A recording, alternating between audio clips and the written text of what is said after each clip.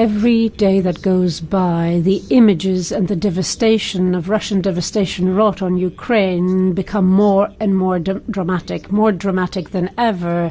And yet a month has gone by since that tragic 24th of February. And despite this, we just cannot get used to this devastation, which we have to fight against using all means. On Thursday and Friday, the member states and the Council will be discussing on how to increase support to the extraordinary resistance of the Ukrainian people. And they are resisting with so many difficulties along the way. They are defending their freedom, and this should serve as an example to all of us.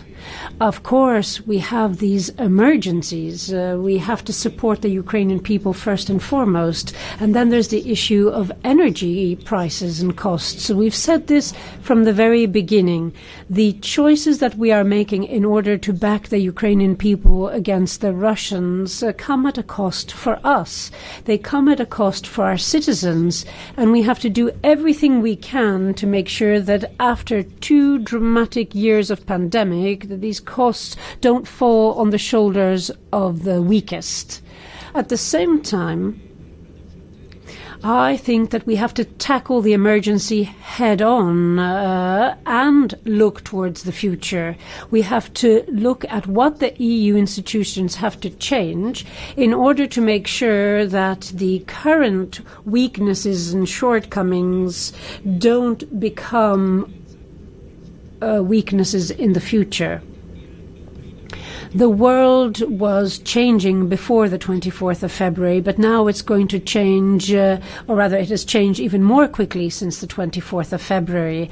If you look at the vote on the Russia resolution in the United Nations and the map showing votes, I think that we need to have a discussion. We need to have a debate, because we're talking about countries that account for more than half of the world population didn't support the resolution. They abstained or they voted against the resolution. So we have to ask ourselves why these countries aren't looking to the Western model as an example to follow, as an example of cooperation. We have to look at why they are attracted by authoritarian models that we stand against. So that is the question. We're talking about countries that are our friends, countries that get considerable funds either from EU member states or from the EU budget, and countries that are not cooperating at the moment, countries that are playing a very important role in helping Russia. So I think that the Council on Thursday and Friday has to focus on the future.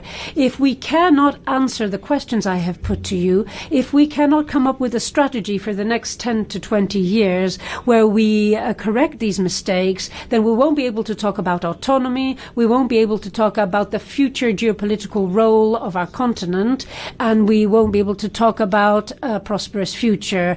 I would like to wrap up with a question. Mr. Weber touched upon this. I've been talking about this for a long time. What's going to happen tomorrow morning if China invades Taiwan? Are we ready to act? Are we ready to deal with this? Look at what happened on the 21st of February. Are we ready to act against similar events? I think the time has come to really not shy away from choices, but take bold choices. Thank you very much.